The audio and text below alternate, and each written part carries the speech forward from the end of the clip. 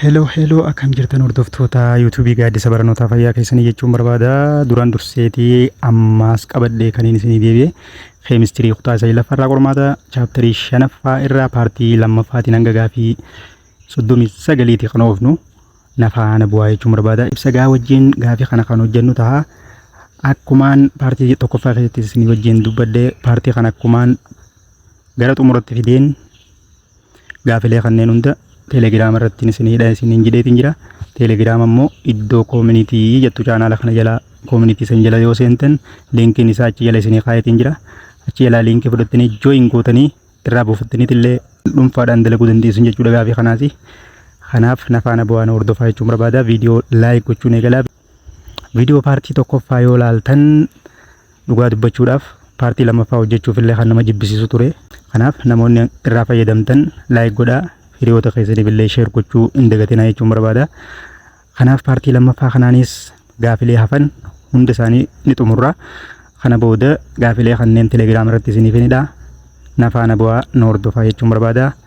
Welcome.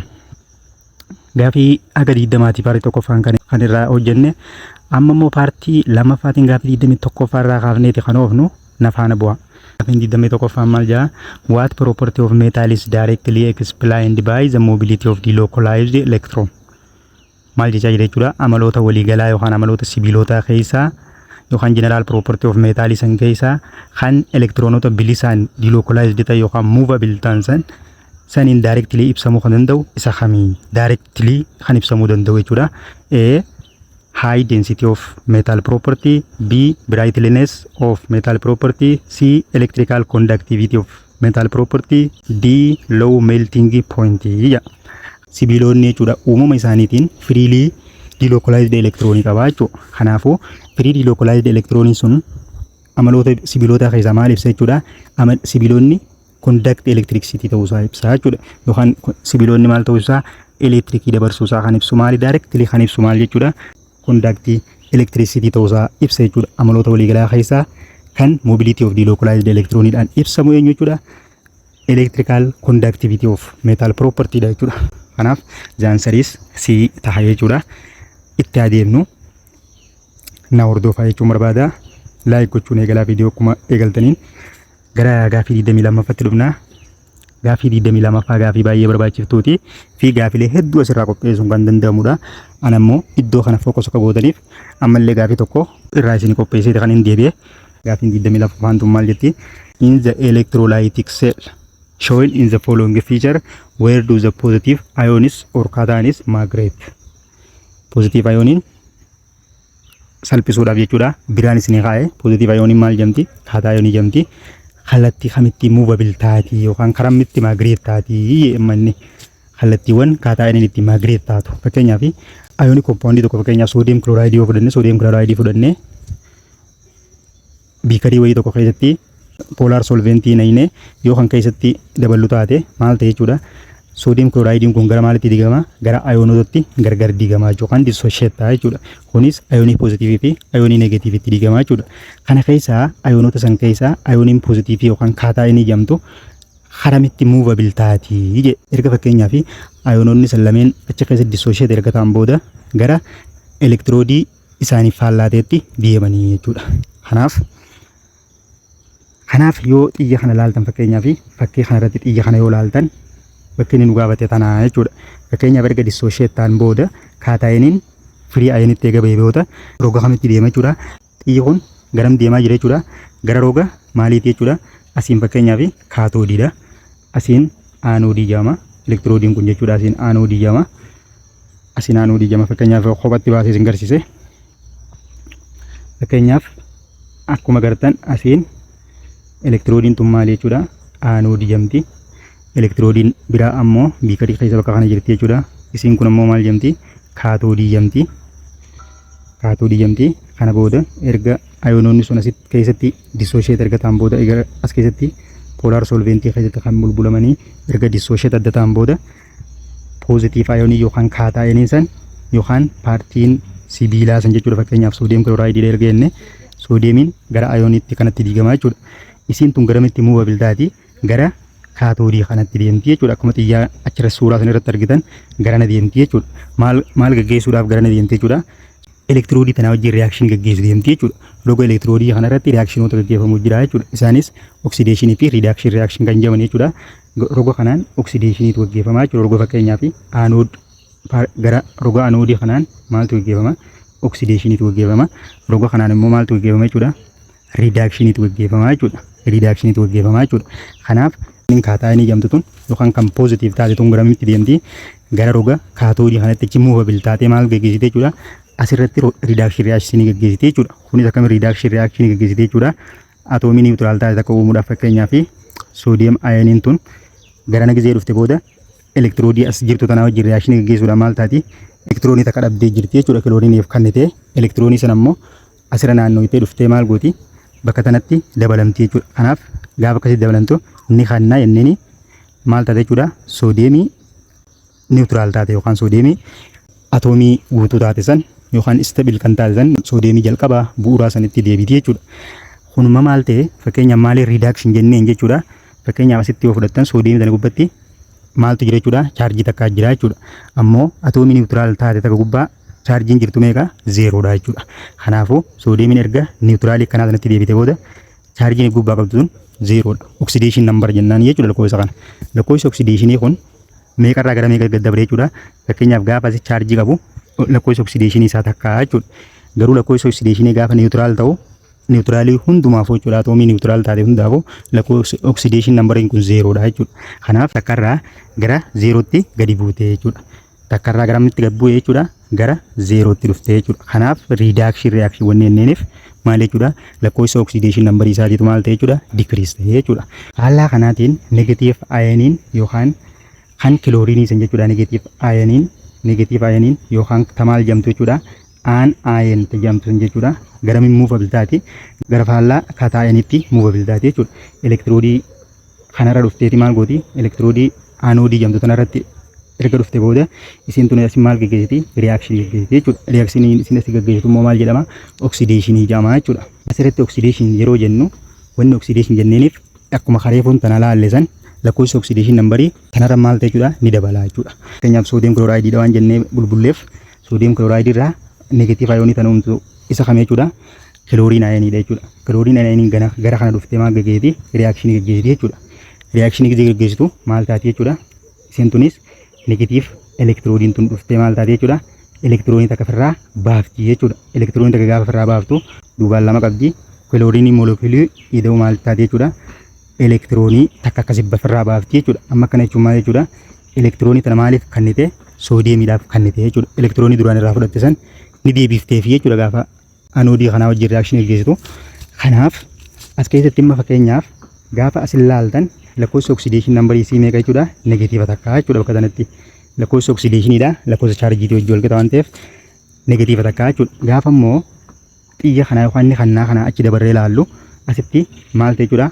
Akkuma reefuun tana jenne atoomii niwutiraal taate takkaaf lakkoofsa oksideeshin nambarii isaa meeqa jennee zeeroo jennee jechuudha. Kanaaf negatiiva takkarraa gara maalitti ta'e jechuudha? Negatiiva takkarraa gara maalitti jijjiirame jechuudha? Roga san irratti gara zeerootti dhufe jechuudha. Kanaaf zeeroo fi negatiiva takka hamtu irra guddaadha jechuudha. Zeeroo tura guddaadha jechuudha.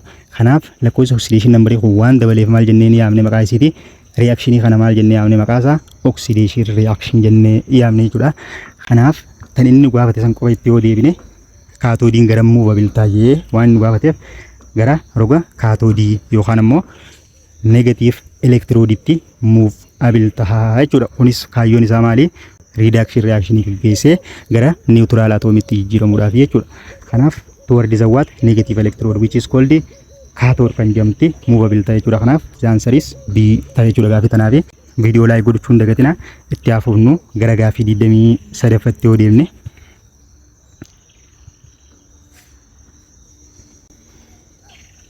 okay, gaafii 23ffaan maal jetti? A substance is immalleable or which is can be hammered into sheet and ductile which can be drawn into the wires. This suggests the substance has tunis maal jechuudha? Substance tokko qabna. Substance kana gaafa burushiidhaan rukunnu maal ta'e jechuudha? Gara millabil yookaan ni battaa'ee jechuudha yookaan gara shiititti jijjiirame jechuudha. Gaafa immoo ductile goonu maal ta'e jechuudha? Ni shubeeffame jechuudha. Kana jechuun ni shubeeffame. Kun amala maalii ibsa jechuudha? Wanti kun shubeeffamuu fi batteeffamuun amala maaliiti jechuudha? Amala sibiilaati jechuudha. Kunis maal ibsa jechuudha? Meetaalik boondii ta'uusaa ibsa jechuudha. Ibsa kanarraa wanni beeknu daktaayilii fi meellaabilummaan amala eenyuuti jechuudha? Amala sibiilotaati. Fakkeenyaaf ayoonik kompoondiin bakka kanatti maal jechaa turre? Rigidii waan ta'eef yookaan atomoonni isaanii muuvabil waan hin ta'uu hin dandeenyeef rigidtanii iddoo tokkotti qabamanii jiran waan ta'eef gaafa burushiidhaan rukunnu maal ta'anii ni caccabu jechuudha. Kanaaf sibiilonni garuu hin caccaban jechuudha. Maal ta'u iddoo kana batteeffamuu fi gara shubeeffamutti deemaa jechuudha. Kanaaf amala kana kan qabu sibiilota jechuudha yookaan meetaalik boondiitu amala akkasii qaba. Gara gaaffiitti aanutti ceena.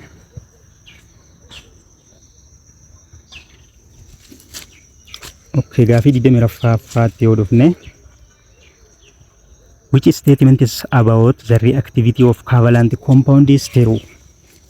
Yommuu armaan gadii keessaa reactivitummaa covalent compound ilaalchisee himni dhugaate isa kamii jedha.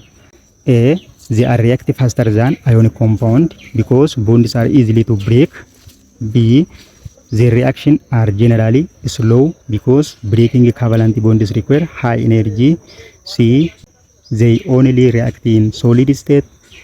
D. They are never reactive. Gaafa covalent compound fi ionic compound gaafa wal bira qabne compare and contrast goonu waan jechaa turre dagachuun qabdanii jechuudha. Kunis maal jenne haalli covalent compound itti react wal godhan slowly dha, suutaa. Maaliif ayinoonni isaan ittiin react wal gochuu deeman kun maali? Ayinoota completely waliif faallaa ta'e miti jechuudha. Maaliif partially walitti kan siqanidha jechuudha. Electronegativity muraasa amma tokko garaagarummaa kan qabanii fi akkasumas kan baay'ee wal fakkaatan waan ta'eef dandeettii yookaan jaalalli isaan elektiroononni kun waliin attract gochuu qaban xiqqoo gadi bu'aadha jechuudha. Kan eenyu caalaa? Kan ionic compound caalaa jechuudha. Kanaaf reactioniin isaan gaggeessan maali? Suutaa jechuudha. So the answer is what? Generally maal ta'a jechuudha? Reactioniin isaanii slowidha jechuudha. Because the breaking covalent bonds require high energy dha barbaada jechuudha. Kanaaf reactioniin isaanii maali? Xiqqoo gadi bu'aadha jechuudha. Akka kan ionic compound san maali? Saffisa guddaadhaan wal attracting godhanii jechuudha. Kanaaf the answer is B ta'a. Gara gaaffii itti aanutti deemna. Like gochuun dagatinaa viidiyoo yaada qabdan koomentii naa kaa'aa. Na hordofaa jechuun barbaada.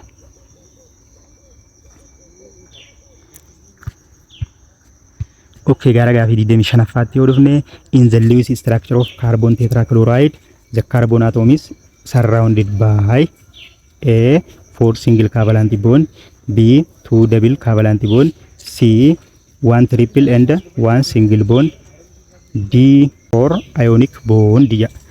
Amma maal beekuu qabna jechuun nuti carbon tetrachloride maaluma bondiin inni uumu bondii akkamiiti kan jedhu qofa laallaa jechuudha.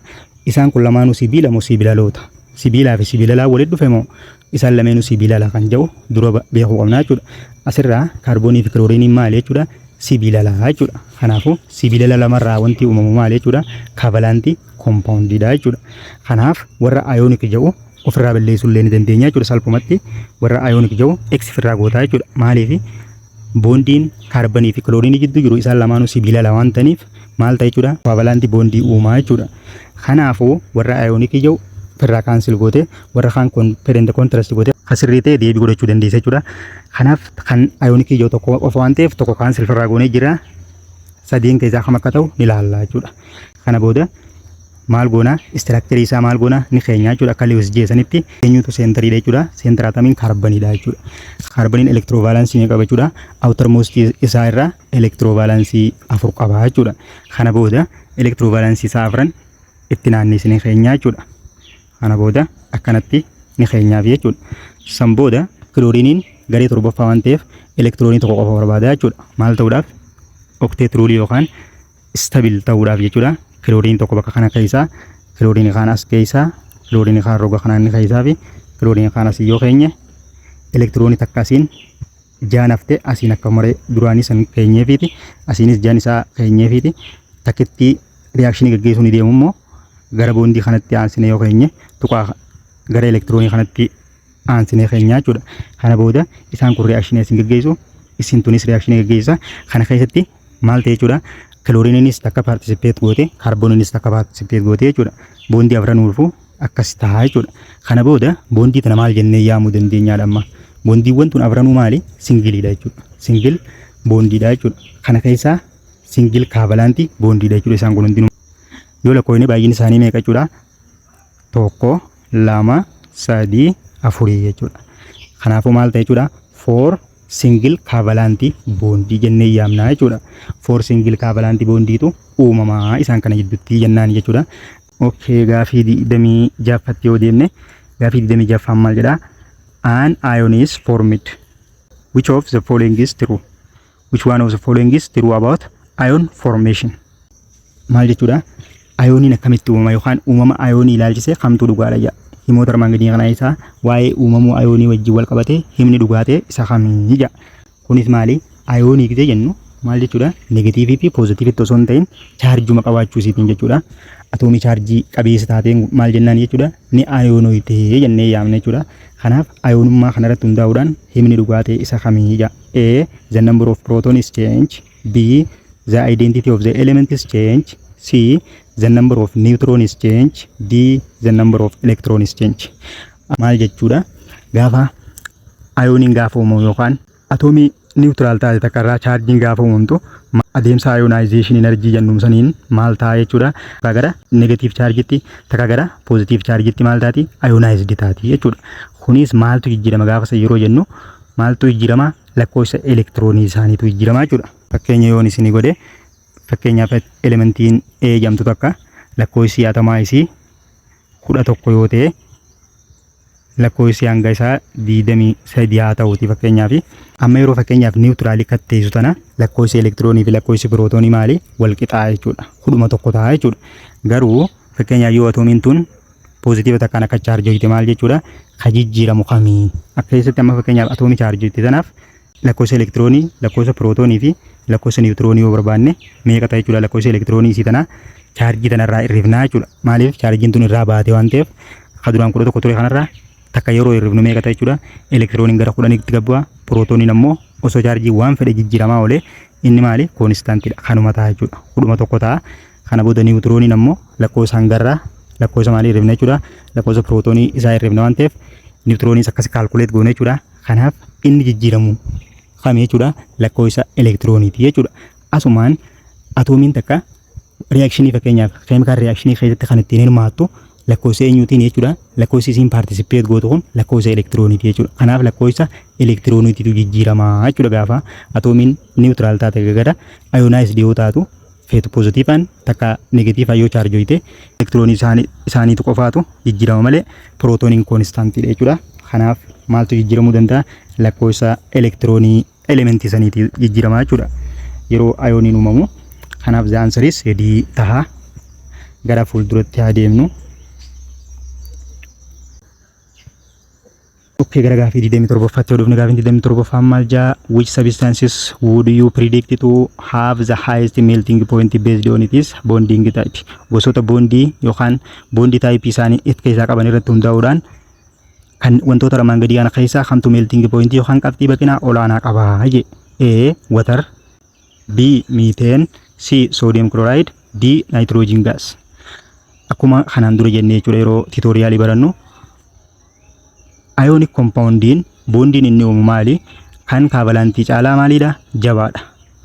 Maaliif jabaa ta'e jechuudha? Ionic compoundiin maalirraa uumama? Sibiilaa fi sibiila irraa uumama jenne. Sibiilaa fi sibiila loolni garuu ionoota waliif faallaa ta'e qabu jenne. Sababa kanaaf ionoonni waliif faallaa kun maali? Atiraakshiniin isaanii baay'ee jabaataadha jennee jirru jechuudha. Sababa atiraakshiniin ionoota waliif faallaa yookaan opposite ionii ta'an kana jidduutti cimaa ta'eef maali? Bondiin ionic compoundidha. Kan kaabalantii compoundii caalaa cimaadha. Sababa bondiin kun cimaa ta'eef anniisaan bondii kana cabsuuf barbaachisu maali jechuudha? Olaanaa ta'a jechuudha. Yeroo kana maal jennee himne jechuudha? Melting point yookaan boiling point olaanaa qaba jennee dubbachuu dandeenya jechuudha. Kanaaf sababa bondii isaatiin cimaa kan ta'e wantoota kana keessaa isa kamii jechuudha? Sodium chloride dha jechuudha. Fakkeenyaaf true false keessa fidee all bond of ionic compounds are stronger than covalent compound yoo jee all yoo jee maali? Yoo kan hunda hammatu jee maal ta'e jechuudha? Soba ta'a jechuudha. Maaltu soba isa godha? Exceptionitu jira jechuudha. Fakkeenyaaf yoo diyaamandii fudhattan bondiin isii maali? The strongest dha jechuudha. Bondiin hanga diyaamandii takka jabdu hin jirtu jechuudha. Diyamandiin garuu maal jala jira jechuudha? Kaabalantii compound keessa jira jechuudha. Kanaaf the answer is C ta'a. Gara gaafiitti aanutti deemnu. Okay, gara gaafii 28ffatti odufne 28ffaan maal jedha? Students drawn a loose structure for ammonium ion. The bond between hydrogen ion and ammonia molecules specifically bondiin isaan san jidduutti uumamtu maal jedhamti jechuun nu gaafate jechuudha. Eenyutu reakshinii gaggeesse? Ammoniyaatu maal wajjin reakshinii gaggeesse? Ammoniyaan react with hydrogen ion wajjin gaafa reakshinii gaggeessu maal kannee jechuudha. It is given ayonii ammoniumii kannee jechuudha. Ayonii ammoniumii kan gubbatti pozitiivii qabdu kanne. Ayoniin ammoniumii tun gaafa loose structureedhaan kaafnu bondiiwwan isaan kana jidduutti uumaman eenyu jidduutti jechuudha. Ayonii hydrogenii tanaa fi ammoniyaa tana jidduutti bondiin isii tan jidduutti uumamtu sun maal jedhamti jennu gaafate jechuudha. Bakka inni nu gaafate tanaa jechuudha. Kanaaf isii tana gaafa loose structureedhaan kaafnu naayitiroojiiniin garee shanaffaa waan ta'eef elektiroovaalaansiin inni ala irraa qabu meeqa jechuudha? 5 jechuudha. Kanaaf as keessaa hydrogenii normaala taate meeqa jechuudha? Kan elektiroonii takkittiisiisan qabattee jirtu hydrogenii 3 jechuudha. Tan isinis tami tan ammoniyaa irra jirtu tanaa jechuudha. Kana booda sadeen sanii wajjin reakshinii gaggeessiti jechuudha. Fakkeenyaaf sadeen san wajjin gaafa boondii uumtee jirtu garee shanaffaadha inni jira elektiroovaalaansota 3 wajjin reakshinii erga gaggeessan booda lama maal ta'a hafeef jira jechuudha. Ammallee lamaan isii hafeef jira. Garuu hydrogenii isiin ittiin wal nyaatinsa gaggeessu deemtu kun maal jechuudha? 0dha qaba jechuudha. Elektiroonii tokko illee hin qabu jechuudha. Hiyyeessaa jedhama jechuudha. Kana booda hydrogeniin isiin hiyyeessituun as dhufti jechuudha. Gaafa isii hiyyeessa tana fuunee itti eenu haalli ittiin participate ittiin goonuun jiru jechuudha. Maaliif hydrogeniin elektiroonii dhabdee jirti takka itti qabdu san dhabdee jirti. Dirqama maal ta'a jechuudha? Naayitiroojiiniin tun reakshinii kanaaf boondii hydrogenii itti hidhuun dirqama waan ta'eef maal goote jechuudha? Elektiroonii lameen qabdu tana if kophaa isii hirmaatti jechuudha. Participate goote maal goote jechuudha? Hydrogenii takkitti tana wajjin react boondii uumti jechuudha. Boondiin tunis akkanatti jirti jechuudha. Xiyyaan kun maal argisiisa jennee yeroo tiitooraalee barannu yoo yaadattan xiyyaan kun elektiroononni lameenuu kan ittiin boondii uuman kun eessarraa dhufe jechuudha? Atoomiin hydrogenii tanarraa dhufuusaa argisiisa jechuudha. Kanaaf boondiin tun maal jedhamti jennu gaafate jechuudha. Kanaaf boondiin tun maal jedhamti jennee jirra? Coordinate covalent bondiidha jechuudha. Akkuma waliin jennee jechuudha gaafa tiitooriyaalii barannu. Kanaaf boondiin achi gidduutti uumamtu sun maal jedhamti? Coordinate covalent bondiidha jedhamti jechuudha. Kanaafuu za'aan sadiis maal ta'e jechuudha? Siita jechuudha. Coordinate covalent bondii yookaan maqaa biraatiin ammoo dative bondiis ni jedhamti jechuudha. Kanaaf za'aan sadiis si taha. Gara gaafiitti aanutti deemna. Na hordofaa laayik godhaa viidiyoo yaada qabdan koomentii naa godhaa. Hiriyoota keessaniif sheer gochuudhaan namoota afaan Oromoo dhagaan hunda biraan akka geessan yaada kooti. Na hordofaa jechuun barbaada.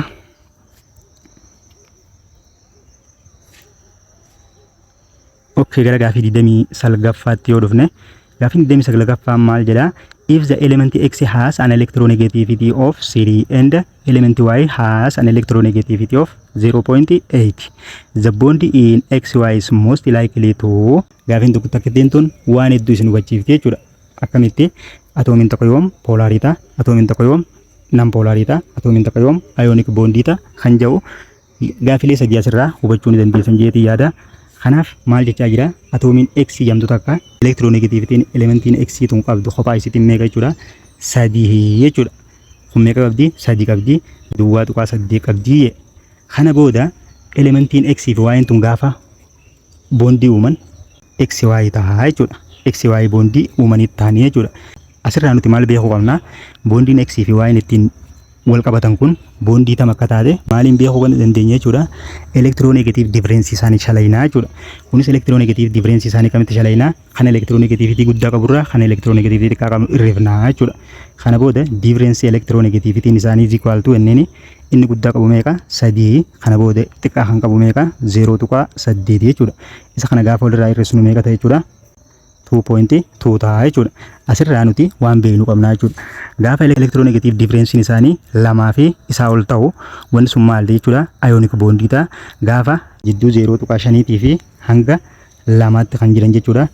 Hanga 2 kan jiran jidduu tanatti maal jedhamti? Poolaarii jedhamti.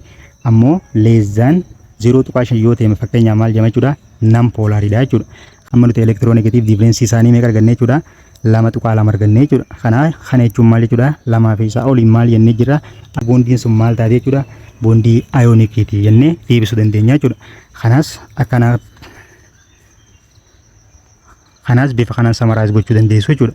Elektiroonegatiiv differensii isaanii akka amma fakkeenyaaf gaafii amma dalaynee kanatti qobatti electronegativity isaanii tokkoon nu kannee calculate godhuu nu nje bifa kanaan calculate goone yoo electronegativity nuti arganne san 0.5 gad kan ta'u ta'e bondii achi gidduutti humte san non polar covalent bondii dha jennee deebisuu dandeenya jechuudha. Yoo range kana gidduu jiraate immoo maal jennee deebisuu dandeenya polar covalent bondii dha jennee deebina jechuudha. Ammoo greater than 2 taanaan immoo wanti san maal ta'a ionic bondii dha jennee summarize gochuu dandeenya jechuudha. Kanaaf gaaffii takkitti sanirraa formulaatti isa lagan fakkeenyaaf gaafa tutorialii barsiisnu waan kana detail waan hin baratiniif gaaffii kana keessatti ibsiniif ifa ta'eeti yaada. Like gochuun video itti fufaa nafaana bu'aa jechuun barbaada. Gara gaaffiitti aanutti deemna.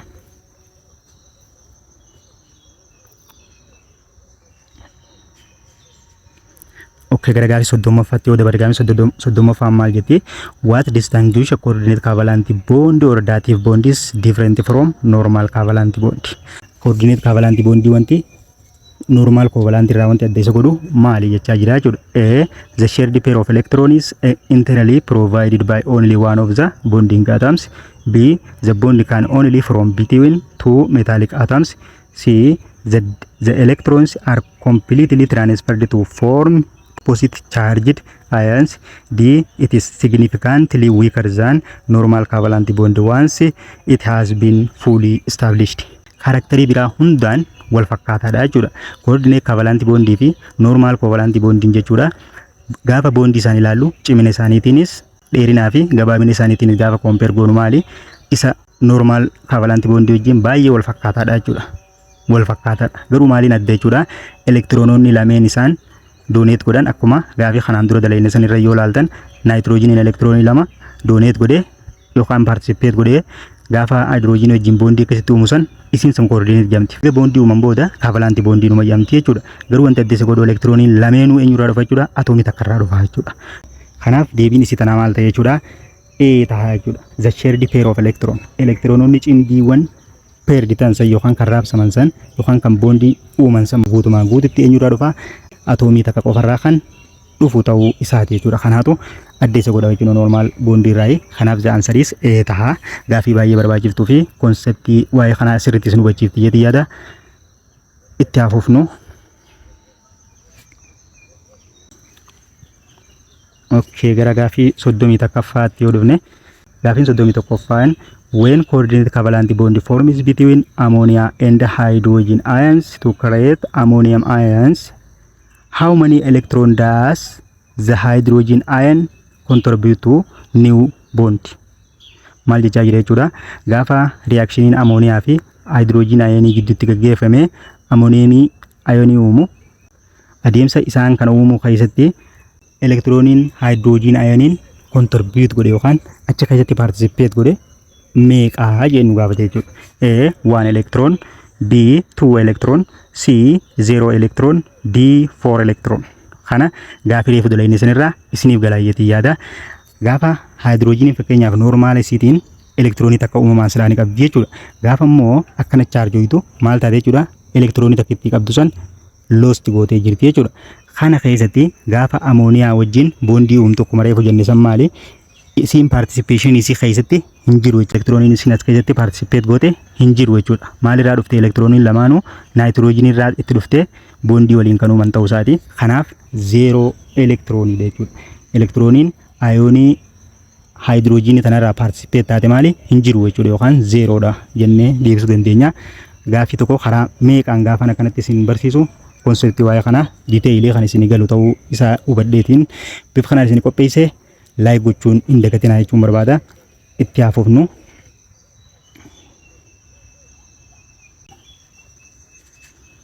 Okay, 32ffaatti yoo dhufnu which of the following compound is explicitly highlighted in the text as an exception to the rule that covalent compounds have low melting point? Gaaffii tana reefu yeroo gaaffii tokko hojjennu akka waan hojjennetti ilaalamaa jechuudha. Maali? Exceptionitu jira malee covalent bondiin gaafa ionic bondii wajjin wal bira qabne ilaallu maali jenne melting point yookaan boiling point isaanii gad aanaadha jennee jira jechuudha. Garuu exceptionitu jira jechuudha. Exceptioniin jiru sana eenyu jechuudha?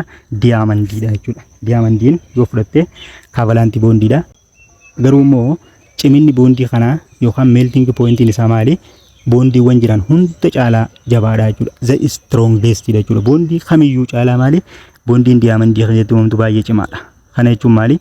Bondii isiisan diiguudhaaf annisaan barbaachisu baay'ee olaanaadha jechuudha. Kanaaf maali? High melting point and boiling point jennee yaamuu dandeenya jechuudha. Kanaaf exception jiru san maali? Akkuma reefu jennee diamandii jechuudha. Gara gaafitti aanutti ceena. Okay, gaafin 33 maal jedha? Which of the following compound is liquid or gas at room temperature and possesses low melting and boiling point? Kunis amma general properties ni wajjin wal qabataa jechuudha. Kan temperature dareetti faalkaa dhangala'aa fi gaasiitiin kan argamuu fi akkasumas qabxii baqinaa fi danfina isaanii gadaanaa kan ta'e compoundoota armaan gadii kana keessaa kami? A formaldehyde, B table salt, C magnesium metal, D diamandii dha. Melting point gadaanaa fi yookaan temperature dareetti faalkaa dhangala'oo yookaan faalkaa gaasiitiin argamuu kan danda'u eenyu jechuudha. As keessaa formaldehyde dha jechuudha. Maaliif isa ta'e as keessa kan jiran covalent bondii lamaan kana jechuudha. Akkuma reefu jennee exception jennee jechuudha. Diamandiin baay'ee bondiin isa kana ionic bondii caalallee maali jabaadha jechuudha. Kanaaf isiin kun the strongest uumaa jechuudha. The strongest bondii dha jechuudha. Strongest bondii dha jechuudha. Bondiin diamandii jedhamtu uumamtu garuu bondiin jidduu isaatti uumamtu maali? Gosa bondii keessaa covalent jala jirti. Garuu stringiidhaan gaafa laaltu baay'ee cimaa kan ta'e bondii diamandii keessatti uumamtu jechuudha. Formaldehyde yoo fudhanne immoo faalkaa maaliitiin argamuu danda'a jechuudha. Faalkaa gaasiitiin jiraachuu danda'a, faalkaa dhangala'ootiin jiraachuu danda'a jechuudha. Akkasumas bondiiwwan isaanii covalent bondiidha. Cabsuuf illee maali jechuudha. Salphaadha yookaan annisaa xiqqaadhaan meelti ta'uu danda'a jechuudha yookaan boolii ta'uu danda'a jechuudha. Hangara urkatti jijjiiramuu danda'a. Kanaaf formaldehyde ta'a jechuudha. Deebiin isaa kanaati. Gara gaafitti aanutti ceena.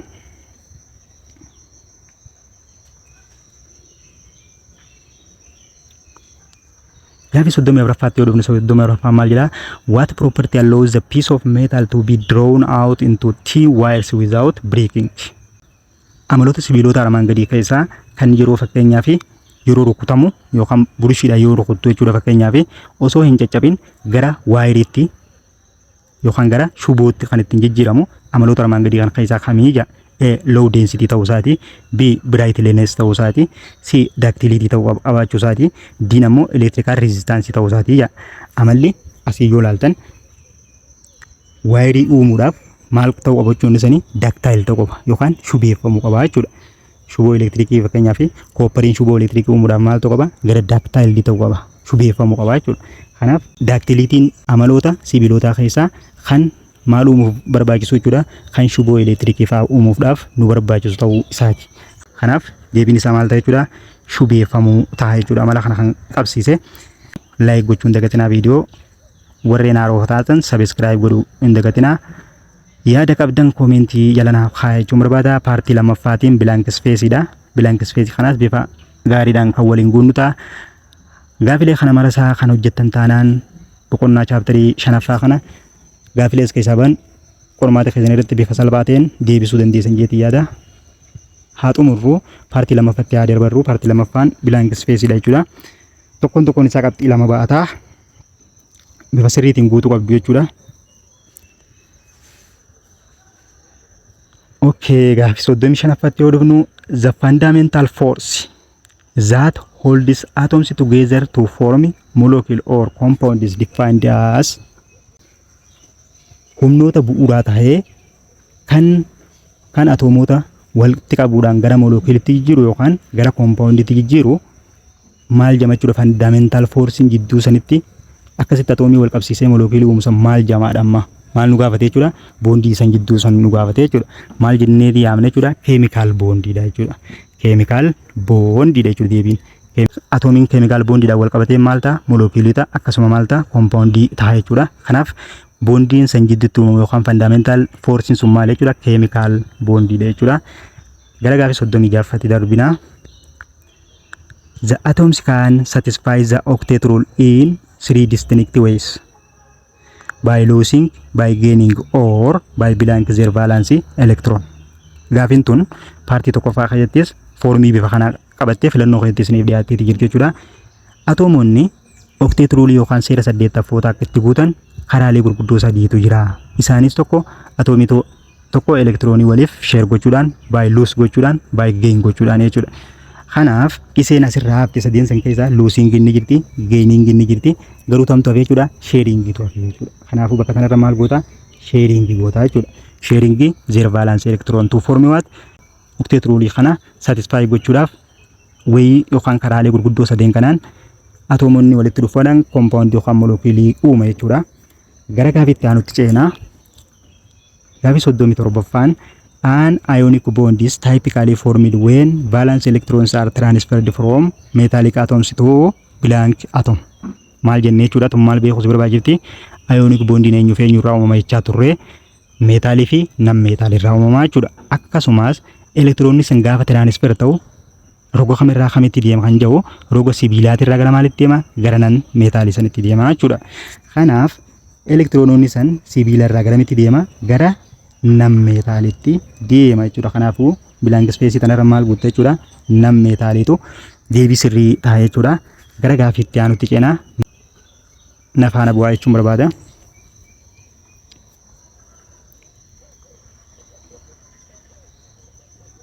Okay, gara gaafii 38ffaatti yoo dhufnu 38ffaan maal jetti? For molten ionic compound or ionic solution to conduct electricity, they must contain free moving particle which is called blank. Amma filannoo irratti osoo isin fide A anion, B cation, C ion, D all yoon jee confusing gochuu dandeessee jechuudha gaafiin tun. Kanaaf true false irratti illee gaafii kana fiduu danda'a waan ta'eef blank space irratti isin fiduu danda'a waan ta'eef gaafii kana illee sirriitti hubachuu qabdu. Maal jechaa jira jechuudha ionic compoundiin tokko gaafa molten formiidhaan jiru yookaan ammoo gaafa polar solventii keessatti bulbulamu gara maalitti jijjiirama gara free moving particle maal jedhamutti jijjiirama jechuudha. Akka waliigalatti maqaa yaamnaa jechuudha. Gara ionitti jijjiirama jechuudha. Ionii negatiivii fi poozitiivii jennee adda baasuu osoo hin ta'in gara maalitti jijjiirama gara ionsitti jijjiirama jennee jeneraal neemii kanaan waamuu dandeenya. Kanaafuu maal ta'e deebiin ionitti jijjiirama jettee yaamtaa jechuudha. Gara gaafii 39ffaatti yoo dhufne 39ffaan maal jedhaa? Blank covalent bond is a specific type of chemical bond where the shared pair of electrons is internally provided by one of the bonding atom. Maal jechaa jira jechuudha? Bakka duwwaan gosoota covalent bondii keessaa isa tokko ta'ee kan elektiroonotni waliif share godhan san jechuudha. Internally yookaan walumaa galatti yookaan elektiroononni lameen ittiin bondii uuman san atomoota reakshinii gaggeessan san keessatti atomii tokko qofarraa kan dhufu. Kun maali? Isi kana maaliin beekuu jechuudha. Gaafa reefu tana fakkeenyaaf yeroo hojjennu ayoonii amooniyeemiitii fi hydrogen ayoniin gaafa react godhan bondii uuman san jechuudha. Tun gaafiin akkasiiti jechuudha. Kanaaf bondiin san bakka duwwaa yamtiidhaan gaafiin tun. Bondii saniin maqaasii maal jennee yaamna jechuudha? Coordinate covalent bondii jennaan jechuudha. Amala kana kan qabu coordinate covalent bondiidha. Galatoomaa jechuun barbaada paartii lammaffaanis kanaan xumuramee jira. Chaaptarii keessan keessa qormaanni bees bifa kanaan jechuudha kan isin xumurame. Nagaan naaf jiraadhaa. Thank you baga naaf jiraattan jechuun barbaada. Yaada qabdan koomentii jala naa kaa'uu dandeessu. Carraa gaarii qormaata gaarii jechuun barbaada. Nagaan naaf jiraadhaa.